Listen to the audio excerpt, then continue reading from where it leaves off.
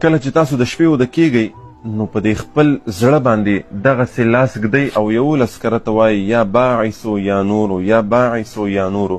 د دې فایدې درته ښایمه. فایده یې څه شی ده؟ د ټولو نه مخکې اولنۍ فایده چې ده هغه دا ده چې الله جل شانه به تا د هر قسم د زړه بیماری نه محفوظ وساتي. که ستا د زړه تکلیف وي، د زړه په مرض کې مبتلا یې، خو الله جل شانه به په دې سره درته شفا درکړي. او که چېرته الله محفوظ ساتلی نو په راتلونکي وخت کې به دې هم الله بچ او محفوظ وساتي په دغې آسان ذکر کولو سره کله چې تاسو وده کیږئ. دویم نمبر د های بلډ پریشر د مرض نه به دې الله محفوظ وساتي. او دریم نمبر خوب کې به درته الله سکون در نصیب کړي، آرامدeh خوب به دی.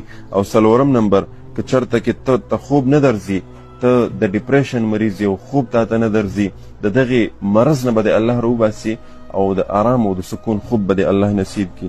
او پنځم نمبر ښایسته او ښکلي خوبونه به ګورې.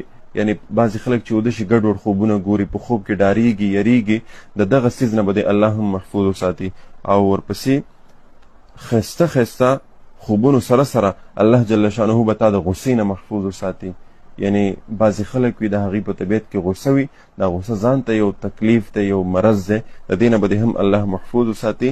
صرف او صرف په یا باعث یا نورو 11 کرته په دې خپل زړه باندې به دغه